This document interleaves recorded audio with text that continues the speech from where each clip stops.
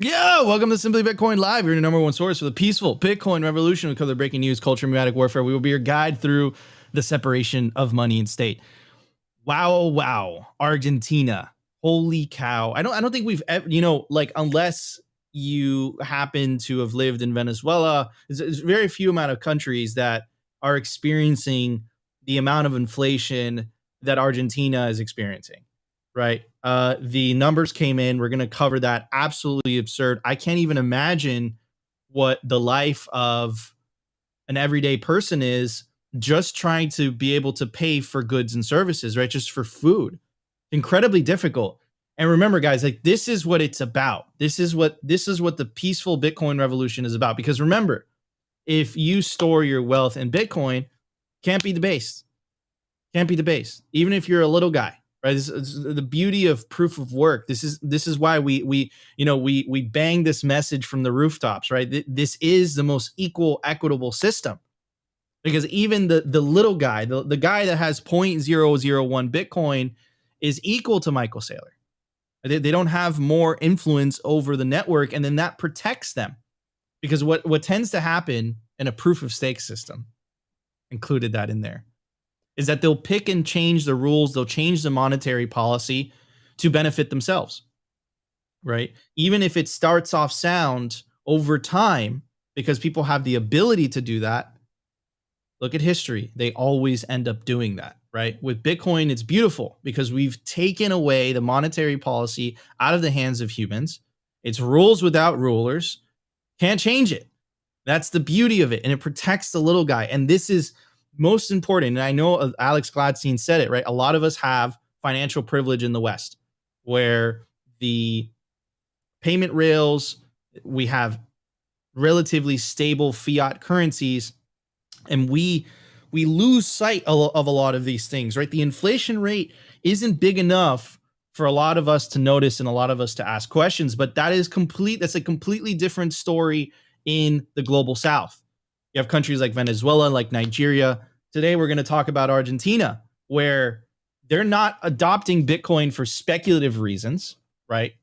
They're adopting Bitcoin because it's a necessity of life, which is a much, much different conversation. So we're going to get into all of that. We're going to dive deep. But first, I want to introduce our awesome guest. And we were on a panel together at Pacific Bitcoin. He is an open source guru. I know that might make him feel a little bit uncomfortable, but I perceive him as that.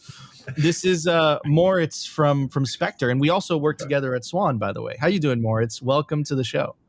Doing great. Thank you for having me on the show. And please no more of this guru stuff. This is highly uncomfortable for me. I knew it was. And if you were, I feel like you say that because I think Bitcoiners in general, every time some credentialism sneaks in, you're just like, oh, no, don't judge me on the credentials. Judge me on my proof of work. So I agree with that, man. I agree with that. I also want to introduce my legendary co-host, always optimistic. But since we have Nihilist Fields in the chat, maybe one day Opti becomes Nihilist Fields for the day. Never. I don't know. Never. Not gonna happen. Couldn't be me. Can't relate. Yeah, man. Good to be here. Obviously, another day in paradise and another day making Bitcoin content.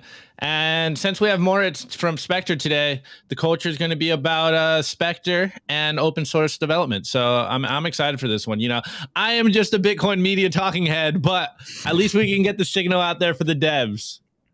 Awesome. Amen. All right, everybody, let's start the show. The Bitcoin numbers.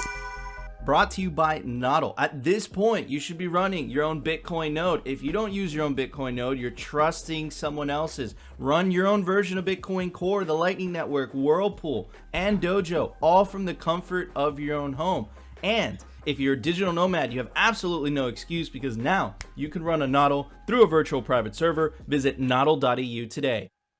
All right, everybody. At the time of recording, the Bitcoin price is 21,130 sats per dollar, 4,733. Block height, 772,412. Reachable Bitcoin nodes, 14,257 blocks to the halving. Someone got upset yesterday when I said having. Anyways, 67,588. April, having estimate April 24, 2024. It's coming up. Next year. Total lightning capacity 5,202 Bitcoin. Capacity value $109 million US. Realized monetary inflation 1.76%, and the market capitalization of Bitcoin $406 billion with a B. Anyways, this is what I want to talk. It is the numbers after all, so I want to take advantage of this. First, Lynn Alden, awesome, says official inflation in Argentina is running away at 95%. Interest rates are high too, but they are well below inflation, which results in negative double-digit real yields. Right, and here is the Bloomberg article that gives a little bit more context. The headline for audio listeners is Argentina inflation hit 3-decade high of 95% in 2022. Goes on to say Argentina posted its highest annual inflation rate in 3 decades in 2022 as a political crisis exacerbated price hikes driven by the government's lack of a credible economic plan. Consumer prices rose 94.8% in December from the same month a year earlier. According to government data published Thursday, prices also rose 5.1% last month from November, accelerating after cooling in 3 months of the past 4 months. Tourism, alcoholic drinks, and housing costs led monthly price hikes. Later on Thursday, Argentina's central bank said in a statement that the board decided to keep the benchmark interest rate unchanged at 75%. Quote, keeping the reference rate unchanged will contribute to the gradual deceleration of inflation in the medium term. Surging annual inflation expected to surpass 100% in the coming months has once again become the dominant issue in Latin America's second biggest economy. How high or how low inflation goes this year will have a major impact on Argentina's presidential election in October. And remember what we covered about a week ago, there is a presidential candidate that's currently, depending on who you ask, in second or third place in the polling that is has actually identifying the root cause of the problem, which is the scam of central banking. The fact that the government, the fact that the state have the ability to create money for free that everyone has to work for misaligns the incentives. But remember, a lot of these, elite institutions or global institutions that supposedly, have your best interests at heart actually don't want the people of Argentina helping themselves. From my perception, this is what it looks like to me. They're more concerned about keeping the status quo, even if the status quo means that the Argentinian people have to experience life under 100% inflation. Think about it. Every year, life gets 100% more expensive. And that's the official rates. Do you actually believe that? That's another argument, right? It's another contentious issue. So first, there's a CoinDesk article. There's a headline: Argentine Congress approves IMF debt deal that would discourage crypto use. And remember, this is from March 18, 2022. Why is the question not being asked, right? You see this with central banks all over the world. The question is never being asked. Why are people opting out in the first place? Why are people seeking alternatives? And it's always about central bank digital currencies. In fact, here's this UN report that says, the United Nations spells out actions to curb cryptocurrencies in developing countries. But it's never talked about why developing countries are seeking alternatives to their state-run currencies, their fiat currencies, right? And it's because people are sick and tired of two things. They're tired of the censorship and they're tired of the debasement, right? That is why they're seeking alternatives, but it's never talked about. The issue is it's ignored. Even here in the U.S., by the way, right? We had the White House, the executive order by the Biden administration that led the Treasury to write a report called "The Future of Money." In that report, Bitcoin was never mentioned once. And then you have to ask yourself, why is something like Bitcoin never mentioned? Well, if something like Bitcoin is mentioned, that means that you're basically saying that a monetary network can exist without inflation, also known as theft, baked into the system, right? So they can't even address this, but they go out of their way to handle, hang a carrot on the stick in front of the Argentine Congress and say, hey, the IMF is going to bail you out, but you have to discourage Bitcoin and shitcoin use. And it's not only the IMF, the United Nations are in it as well, right? So what is going on here? What is going on here? That's the question. Why why are these powerful institutions that supposedly have the best interests of the people of the world at heart, why are they more interested in stopping the adoption of Bitcoin than actually helping the people of those countries? Imagine if the people of Argentina were already on a Bitcoin standard, then they wouldn't be experiencing 100% inflation, would they? But that takes away the power from a lot of powerful people. That takes away the central planning ability, right? That takes away the government's ability to, control their populace through monetary policy. And I think that scares the living daylights out of them, which is why they're trying to de-incentivize this thing. But I don't think they'll be successful because we always say it on the show, right? Incentives are stronger than coercion. Anyways, Opti, what are your thoughts? And then we'll move on to Moritz.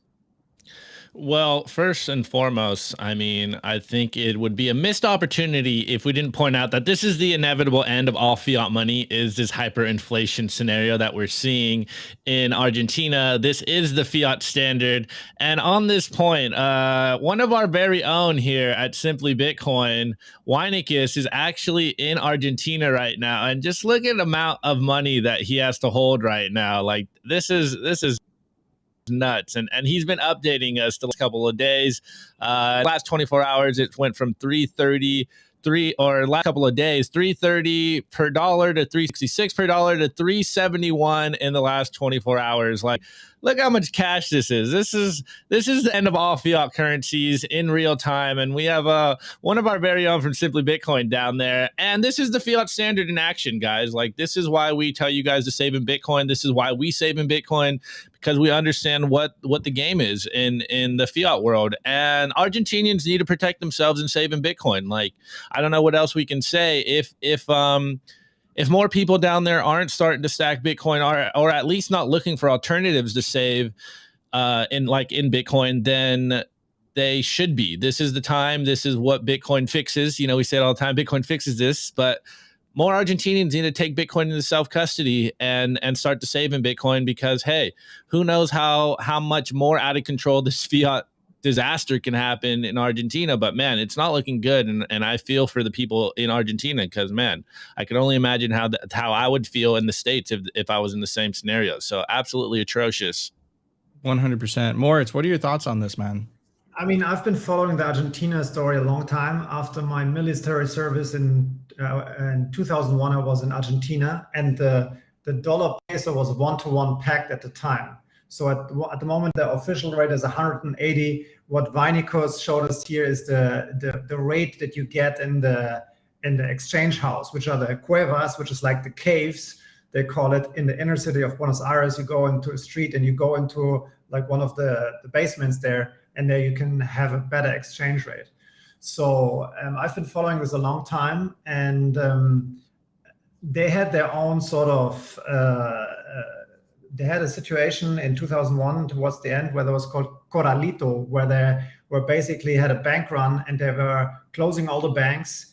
They were converting all the dollar accounts into peso accounts, and then devalued it for like 100% or something, or like 50% or something. They were devaluing it significantly. So it's very interesting to observe, especially if you understand, like in Latin America, there's always what happens, what's reported in the mainstream and the elites want, and then what's really happening on the ground. And then people are certainly opting into Bitcoin and to also stablecoin, as they want to move dollars in and out of the country, which you cannot, or which is very limited if you want to use that traditional banking system because of the capital controls.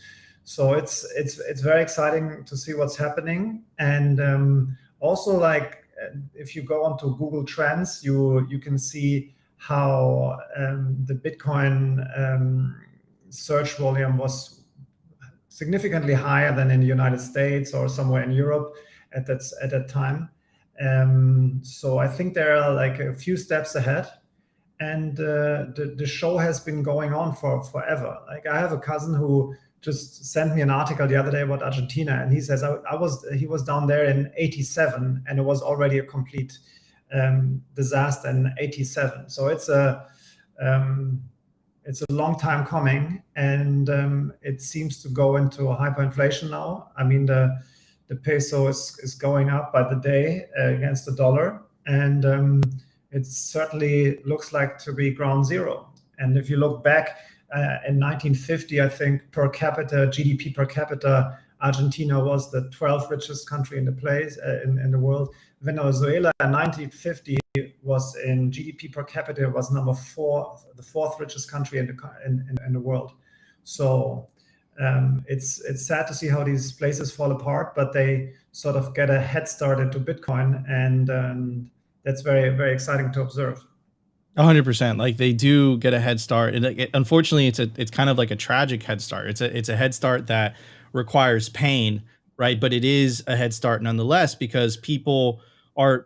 I don't. Forced is a strong word, but you basically are, because you have to find an alternative to be able to put food on the table, right? Like 100% inflation is no joke. Like we all, we've been making jokes about the US. This is what's been floating around recently, right? Which is the price of eggs. Like, oh my God, this price of try doing that with 100% inflation. You're witnessing the price of eggs double in a short amount of time, double, triple, right? And this is where it's at right now. This doesn't mean it's going to stop at 100%.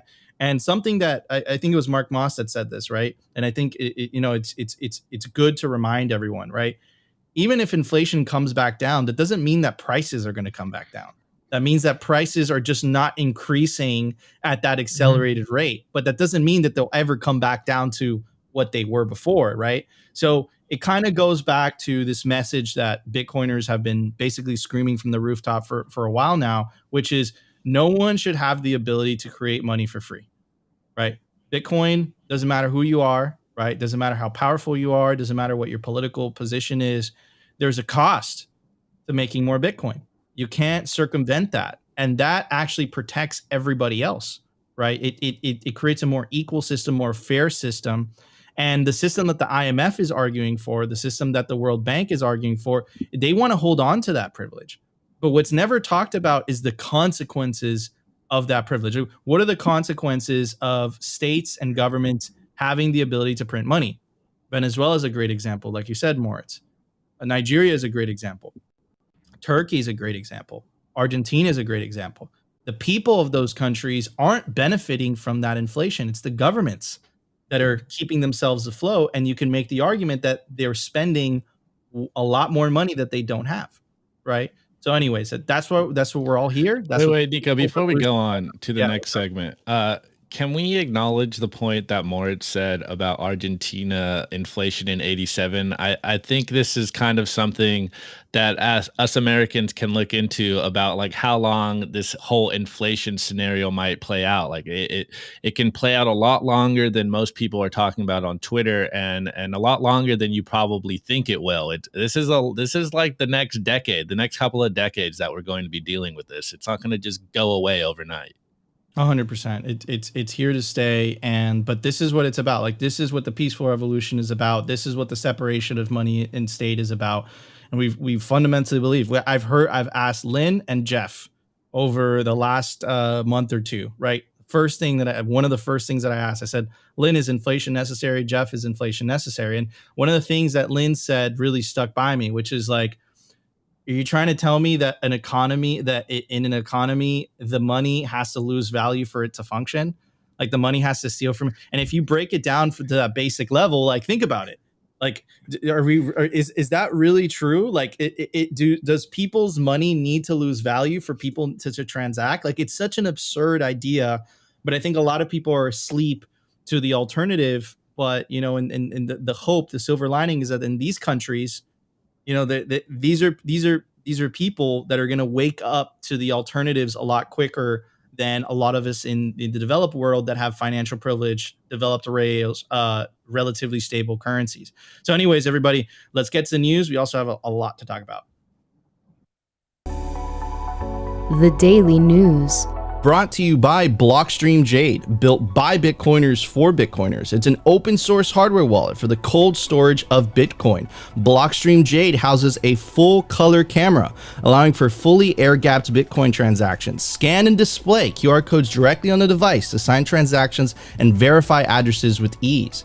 Use your Blockstream Jade with your favorite wallet software, such as the Blockstream Green, Blue Wallet, Electrum, and Sparrow. Get yourself a Blockstream Jade today and take self-custody of your Bitcoin. All right, so one of the biggest banks in the United States, Bank of America. Bank of America says CBDCs are the future of money and payments, right? All right, that language again. The future of money is central bank digital currencies, right?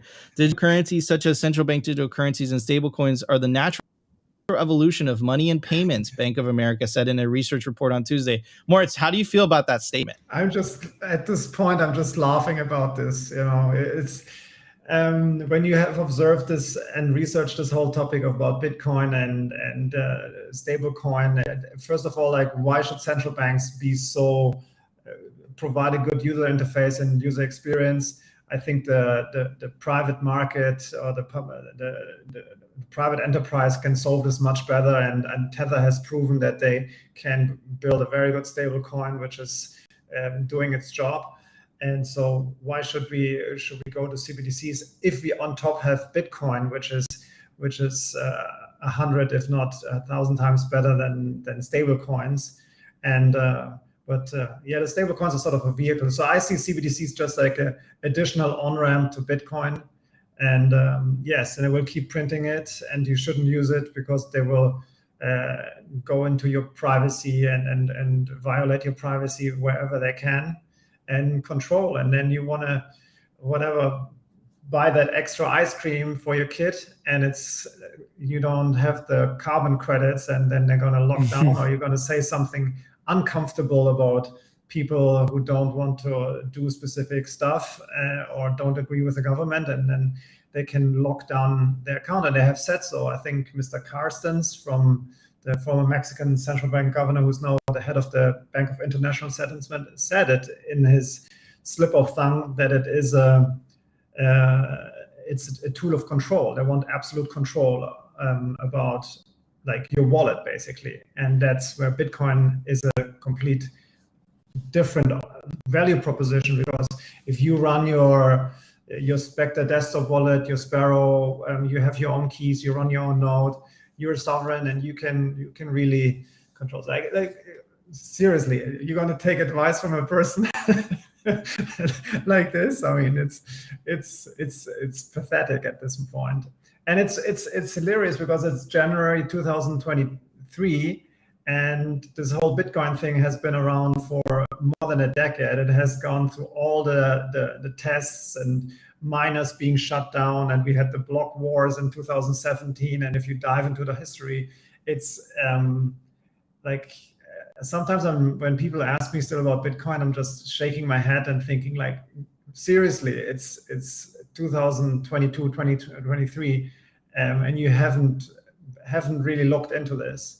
And for some people, of course, it's difficult to create a confidence into Bitcoin because you have all this shitcoin crypto circus going around. So I visualize this sort of like, you have like this kind of a road, like, and on the one side of the road you have the engineering office where like very serious people are working on sound money technology for the 21st century, like sort of the Bitcoin people. And on the other side of the street you have this theme park, which shitcoin casinos and all kind of roller coasters, and people are inventing tokens, and like a lot of people go in the front when the price is going up and it's exciting, and some people leave with scammy Lamborghinis and other people are leaving bankrupt from the back end.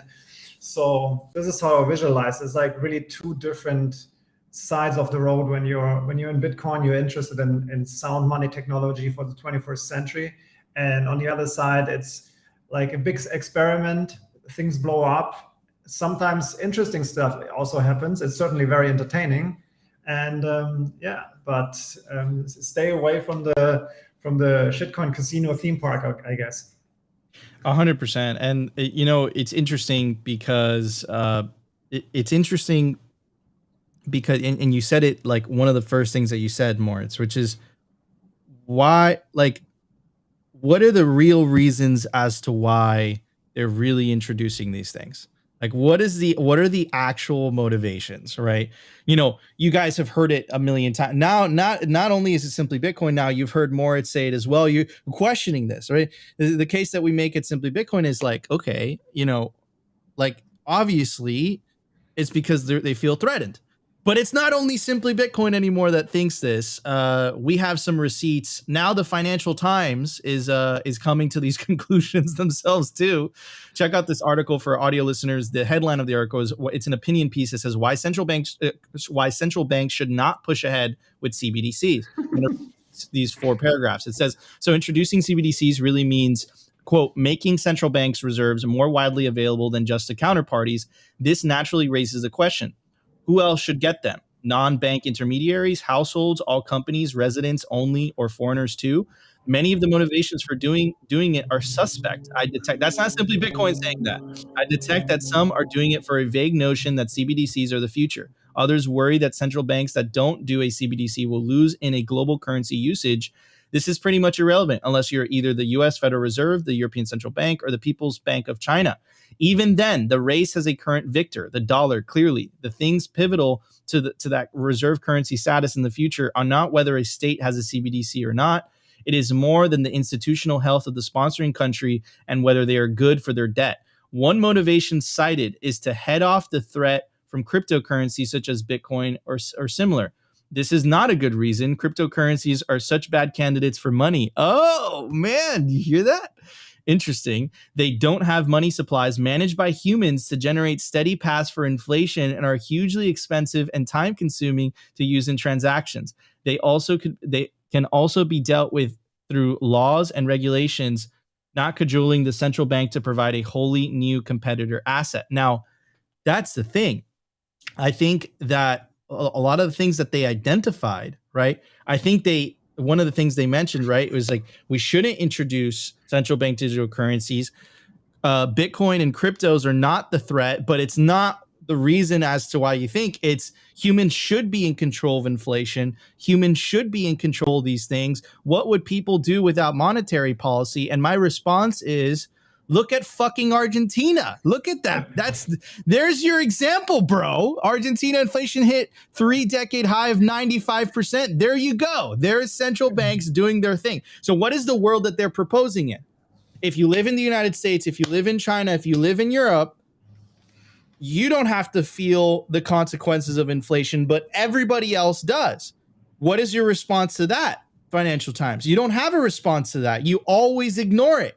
It's funny how they're hitting it from a different angle, and then they're also pointing out the obvious. This is like, why do countries really need a central bank digital currency? Oh, it's not because of crypto and Bitcoin. It's because people need to control the monetary policy. People need to set the inflation rate. People need to do this, but you still don't need Bitcoin. None of that is talked about, right? But I just find it fascinating, and you have to get into the mindset of what the financial elites are thinking, right? They read Bloomberg, they read the Financial Times. This is their current thought process.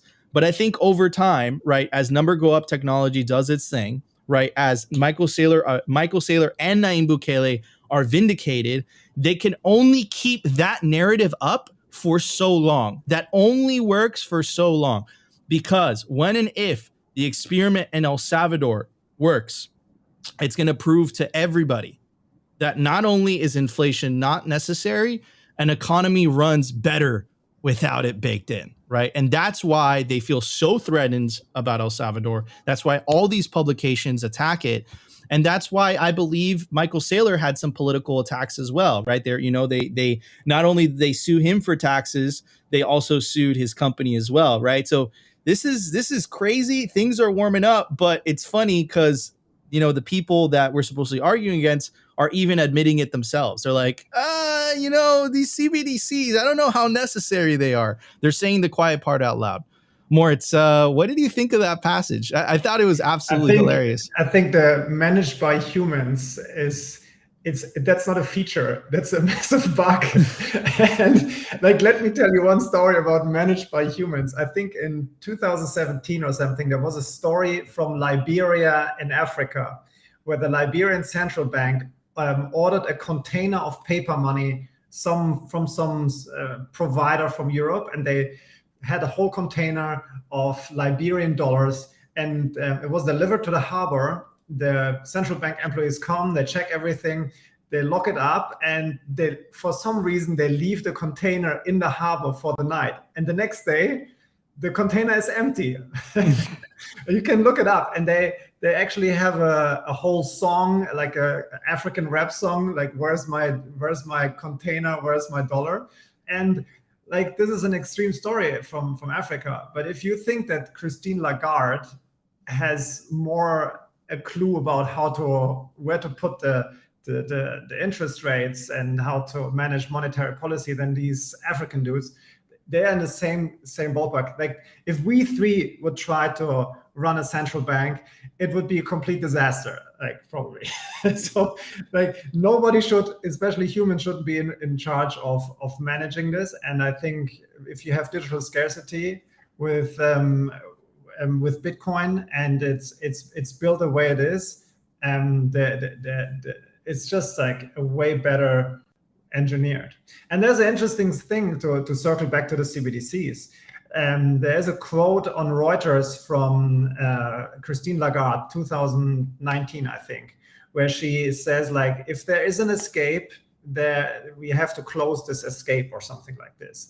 And I think I made a meme out of it and was flying around on Twitter for some time. But this is how they think about this. They want the CBDCs, and they don't like Bitcoin and the stable coin and all this crypto thingy going on, because it is an escape for people to escape their current managed system, basically. It's a possibility if you're producing content which is not well received by the mainstream, and they shut down your bank accounts, you still can continue to receive donations. You can still get support from your listeners. It's one way to escape this kind of a matrix we have here. And yes, so I'm very, very excited about this whole Bitcoin story. And the more they censor, the more the people have to find out, or like the more they're shutting down bank accounts of dissidents. There's a very interesting development currently going on in Brazil, where the Supreme Court is getting very powerful and shutting down bank accounts, similar to the story in Canada. And a lot of people are waking up they have to wake up to the other opportunities they have, and one certainly is Bitcoin and other media platforms there. 100%. And someone commented in the live chat, and I thought it was a great comment, right? Which is, the system is managed by a convicted criminal. That's not just rhetoric from the Simply Bitcoin chat. It's a fact, right? Christine Lagarde has been charged, and it was proven guilty too, with a crime, and she's the one preaching to us about how Bitcoin is going to be used for criminals, right? So the criminal is projecting onto us, which she is herself. Anyways, Moritz, did you know that Christine Lagarde is Opti's ex-girlfriend? Yes, of course. Someone wants to know, does Chrissy have more insight how to manage money? Well, she sure knows how to spend it, I'll tell you that much. Anyways, I think one point in regards to that CBDC article that Nico pointed out from the Fiat Times, that was a senior advisor of the Bank of England. So it's not just like a random person, random opinion piece on the Fiat Times saying that CBDCs are trash. It's someone that has a very intimate relationship with CBDCs, but it's something we say. And then to go back to the Bank of America article that started this, Bitcoin exposes everyone's incentives, and the Bank of America is just shilling their bags. They're just talking their bags right now, and they're just gaslighting the average person out there, because not everyone is as hyper focused as we are in regards to Bitcoin and CBDCs and digital money. And so a lot of people may fall into that narrative of like, oh, CBDCs are here to protect us, and they're here for it's much innovation, much wow, but like, money is already digital. And as Moritz said, I really love this. He said, CBDCs is simply a tyrannical tool of control. It's I'm going to steal that meme. That works all the time, and we say it on this show. I think I say it every single week. The Christine Lagarde quote: "If there's an escape valve, people will use it." And this is why they're so terrified. They're like chickens with their head cut off. They know that Bitcoin is going to disintermediate their whole livelihood, and they need to innovate or get left behind. And Bitcoin is that escape valve. So take Bitcoin into self-custody. This is why we tell you to do that every single day, because we're winning. Amen. No, we're winning, and they know we're winning. That's why you have all these central bankers freaking out. We had the Central Bank of India. We played you the video yesterday. He's saying the quiet part out loud. This is what winning feels like, and more winning to come. Anyways, everybody, let's talk about open source stuff. Let's check out the culture. Let's do this. The Daily Culture. Brought to you by SwanBitcoin.com. Swan is the best way to build your Bitcoin stack with automated Bitcoin savings plans and instant purchases, serving clients of any size from $10 to $10 million. We love Swan because they incentivize self-custody and dollar cost averaging. What are you waiting for? Visit SwanBitcoin.com today. All right, everybody. I want to tell you about BitBlock. It's going to be the biggest Bitcoin conference in Texas. You don't want to miss it. It's August 24th, 25th, 26th, 27th. It's not a shitcoin, NFT, or blockchain event. They talk about Bitcoin, and only Bitcoin. And yes, Opti and I are going to be there. You can take advantage of the promo code, all caps, simply Bitcoin. Get a big discount, BitBlock, boom. Also, check out Unconfiscatable is another awesome Bitcoin conference in Las Vegas, December 7th and 8th. Opti and I are going to be there as well. You can take advantage of the promo code simply Bitcoin10 to get a big discount on your unconfiscatable tickets, and hope to see y'all there. What do you have for us today, guys? So Morris just sent us this. We love memes here, so we're gonna highlight the meme. Yes, this is what Christine Lagarde always says, because if there's an escape, then people will be using it. And on that note, we always say it here on the show about the importance of self-custody. And since you are, as you put on your Twitter, pleb in charge at Spectre, I think the first place we'll start is, what would you tell people who haven't taken Bitcoin into self-custody or think that it's too hard? We'll start from there, and then we'll go into Spectre and some open source dev stuff. Yes, there's often said that it's very difficult to custody Bitcoin, and it depends how paranoid you get about everything. I think like buying a good hardware wallet, getting a Blockstream Jade, which we also support with Spectre Desktop Wallet, a Bitbox or something Bitcoin focused, setting up the hardware wallet, writing down the 12 words and keeping these 12 words a secret is, from the process, pretty easy. The problem then comes in if you start protecting a large amount of money or Bitcoin, and this sort of like, do you trust a single sig wallet? Do you trust a USB connected wallet? Do you trust all this? We have made incredible improvements all there, and it's a different story from 2018, 17, 19 when we started out and started building our first hardware wallet, the Spectre DIY, which you can assemble from like parts you get at an online electronics store, which is nice because when you buy these electronics parts, you basically don't tell the seller that you're going to use it for Bitcoin. So yes, this is the hardware wallet which we started with. It's still you can still assemble it. It's very nice. It supports not only Bitcoin but also Liquid, and has a really nice iPhone 4 screen. Very powerful device used by many people around. We have a 250 people Telegram group around. And when we were building this, we were looking for the right companion app. And then when we were looking around and we're thinking of Electrum and stuff, we were thinking about, okay, let's take the Bitcoin Core node. There has all the features in there, but they're sort of hidden. Let's write a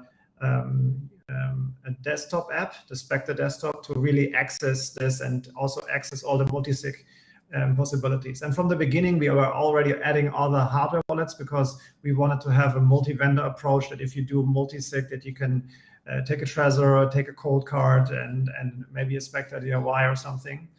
And we were very proud of the Spectre DIY, because the first guy who did the casing, one of the first guys who did the casing was the seed signer, and the seed signer did a beautiful casing for the Spectre DIY. And then basically he took our library and created the seed signer from this. So the Spectre DIY is sort of the bigger, older brother of the seed signer, and it has become a life of its own. But they're both built on the same library, on the Mbed library, which is maintained by Spectre and especially by our former CTO Stepan Snigirev. Awesome, bro. Absolutely awesome. Niga, do you want to jump in or something? No, man, I'm blown away right now. I have more questions. So one of the biggest developments for Spectre last year was the partnership with Swan. And people are wondering on the live stream, and I was going to ask you as well, how does the open source, how do people contribute to the project? Can anyone still contribute to the project? And then we got Nihilist Fields in here giving us the hard-hitting questions of what's preventing Swan from closed sourcing this open source license at Spectre?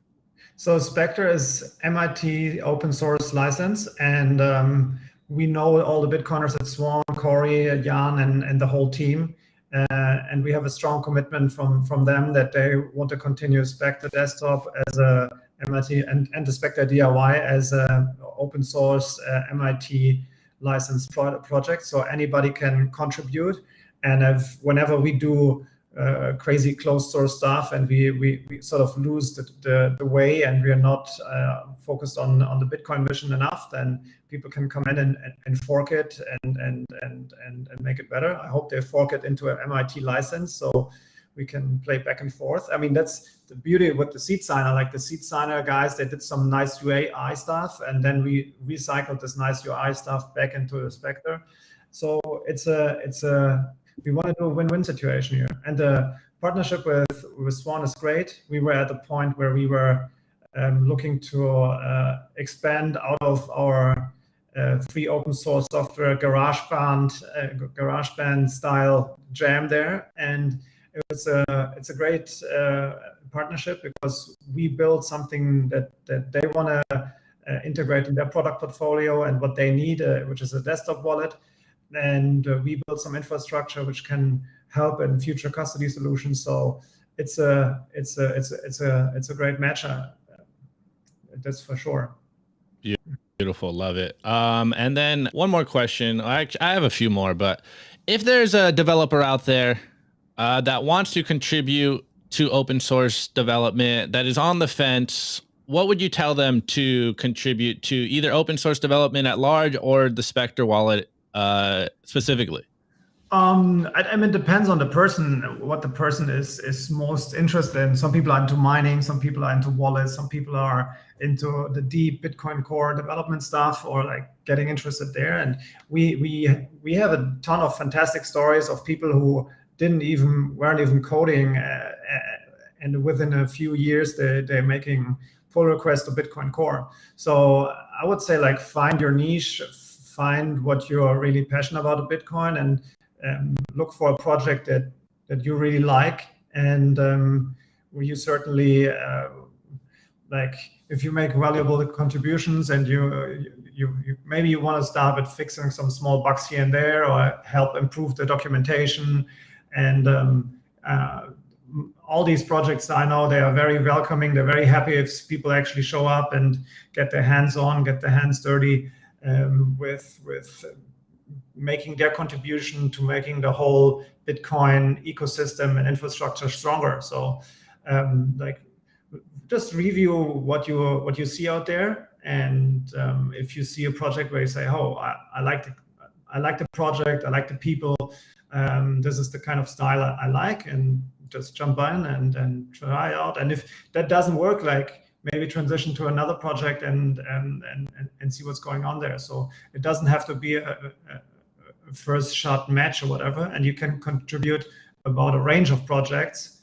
And people who work in the space, like, we are very happy when people show up and contribute. We have some really great guys out there who are, like, if you start to find out what they do in their private life or in their professional lives. There are some very qualified people, but also people from all lives, walks of life, who are just passionate about the Bitcoin. So that's the great thing about being in the technical space here in the infrastructure stage, because you can read all these books and the Bitcoin standard, and you say like, okay, it's Bitcoin standard, whatever, cool story, bro. But if you start going to especially the technical conferences, and you start to talk to the developers, especially like the people who do stuff on the protocol level, and you realize the brain power which is hanging out at these conferences. And a lot of people don't even go to the conferences, who are some real massive brainies. Then you start really building the confidence about Bitcoin and realizing, okay, this thing is unstoppable. And I mean, there are attack vectors, and we have to be really vigilant. And certainly, as Corey says, it's better to avoid the war. But like at this point, I think we are just going through the movements of mass adoption by now. Like this 10 years. I mean, of course, the fiat currencies, as you mentioned before, like the dollar will be around for a long time. When you look into Venezuela, they inflated the hell out of the Bolivar, and people still use Bolivar bank accounts. They still do payments with Bolivars, probably they pay their taxes with Bolivars. So it takes a long time for these, how you say, fiat shitcoins to really die. And it's probably a generational thing. Like if the generation before us sort of disappears, sadly, they will also take all this fiat infrastructure with them, because I cannot imagine my nephews of 5 or 10 years that they will ever go into a bank and open a bank account and then deal with these ridiculous online banking platforms. And you have to answer questions if you receive $10,000 or $50,000 in your bank account, and you have to explain where this money comes from, and otherwise they don't unlock your account. I mean, it's just bananas. Yeah, insanity. Okay, last question. And I was going to ask this, maybe give some people the teasers, but we got again, Nihilist Fields asking an addition to the conversation. So I was just going to ask, is there any new developments or features in the work for Spectre that our audience should be looking out for? And then Nihilist Fields wants to ask, will Spectre include coin joining built into the wallet in the future? Is that on the timeline, or what are you guys going over there? Of course, you don't have to dox information that you don't want to release yet, but give the people some teasers. So like for us, like you can go into our GitHub, you can see exactly what's going on there. We are doing a sort of a revamp of the front end, because at the conference on our panel, Keith Mukai actually told us more. It's you have a great UI, but it's so 2020. We need to go to 2022. So we're doing a really nice revamp, really great work done there by our team. And we are also working on a public Alexum server for easier onboarding for people. So this would be probably one of our next releases in the coming weeks. And then to the question with the coin join and everything. Spectre Desktop, when you talk about privacy, we already support Liquid, which has confidential transactions. I think Liquid is a little bit underrated in the space. It is a really interesting, useful infrastructure. And to answer the question, CoinJoin, I think we should do this just to stay competitive. I think if you are in 3, 4, 5 years in the market with a desktop wallet and you don't have a CoinJoin or any of these privacy feature, be it Wasabi, be it Whirlpool or Join Market, you will not be. Oh, looks like right in the sauce. Oh, there you are. He's back. Oh, yeah, He's back. sure. So you have to figure out how to do the UI UX easier, and in the market you have to go there. So we don't know how fast we're going to go there. I hear good things from my conversations with. I think Wasabi is getting added to Trezor, and they announced this, I think, at the Baltic Honey Badger. So they're making progress. And let's see how Trezor is solving this. Maybe we wait a little bit and see how they burn their fingers with this and figure out the right infrastructure and everything.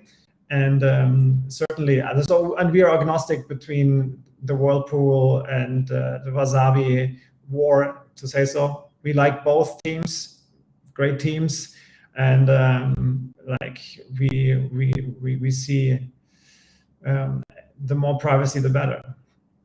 Yeah, 100, Awesome, bro. 1,000,000%. And it's made Moritz, you made me extremely bullish. You're making me bullish on the whole open source movement. Huge fan of Spectre. I remember when I do remember that device. I remember the first one. I do remember that. Yeah, I have to hook you up. I have to hook you up. Okay. Oh man, I really appreciate that. All right, Opti, it's time for. You want to do the intro because you do it best. Always have been.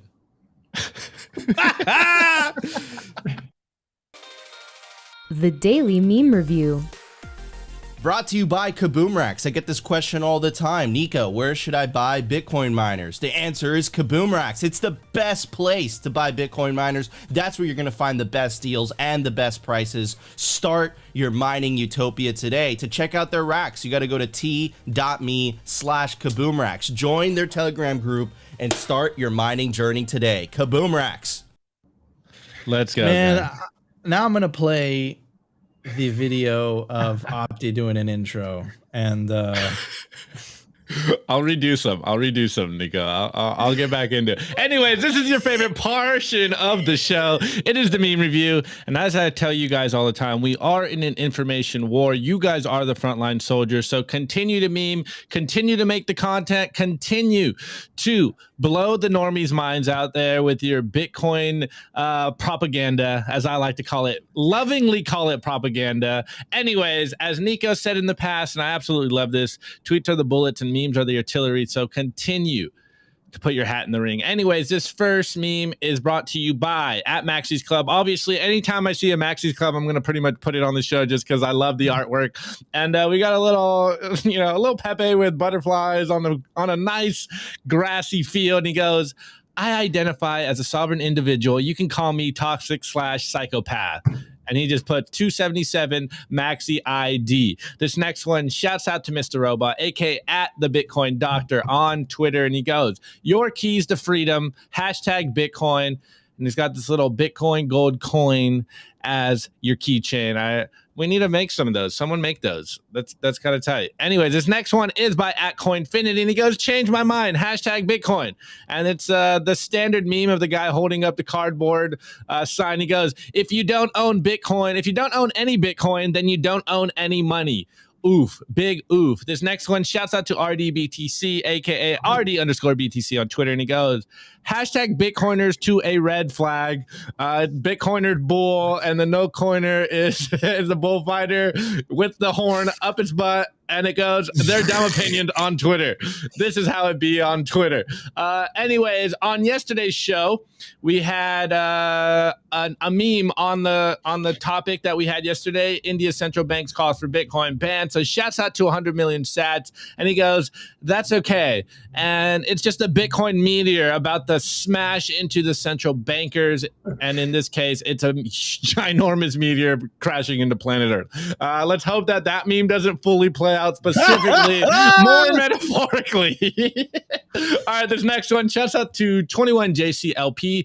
And of course, Nico and I say this every single day, and we touched on this topic today as well. It is Bitcoin or slavery. And so this little artistic piece where we got Bitcoin, where you go up the golden steps into glory, into Valhalla, I guess it would be. Number go up. Bitcoin. Number going up.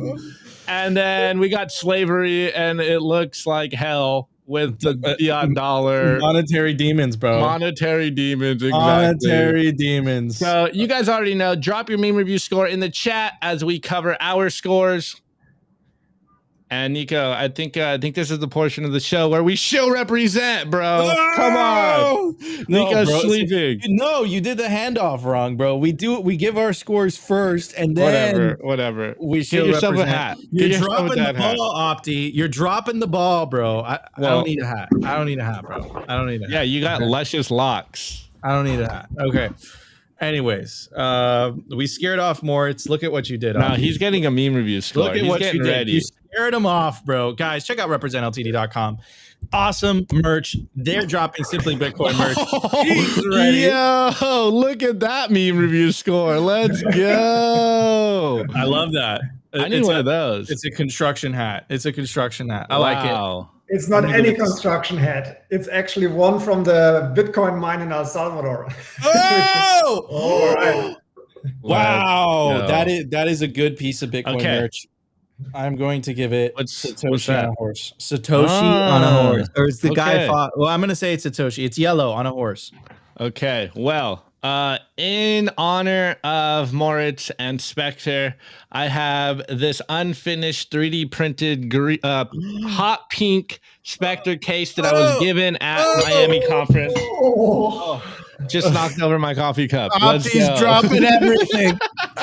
Oh man! All right, guys, check out representltd.com. They make awesome merch. The Simply Bitcoin merch Double, drop. the double Opti- shill. Opti showed off. No, I didn't give a proper shill first. So this is the orange pill shirt, the peaceful revolution on the back. Guys, the Simply Bitcoin merch, like the hoodies, basically sold out. There's some shirts left. Opti's wearing the hat. Get your merch soon. Take advantage of the promo code Simply-Bitcoin. Get a 10% discount. Anything on the store. Anyways, guys, this is Simply Bitcoin Live, so we are going to read. Go on, Nico. Your Bitcoin live just chat. says that Moritz score. That's the best score. That's the best score we probably had on the agree. show. All right, I we got agree. one in here already. We got a few in here.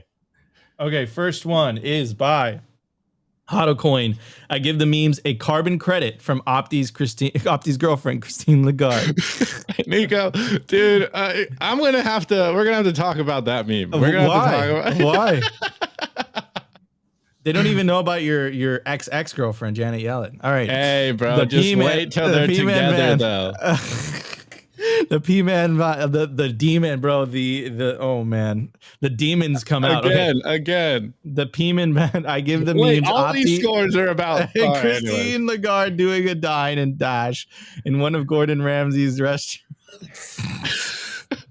Elaine, shout out to you. Says I give the memes Christine Lagarde's orange jumpsuit and sad face as the doors slam shut. Oh, I like that. Bitcoin Becca. I give the memes out. Give the memes one of Christine Lagarde's silk scarves. Okay. They're nice scarves.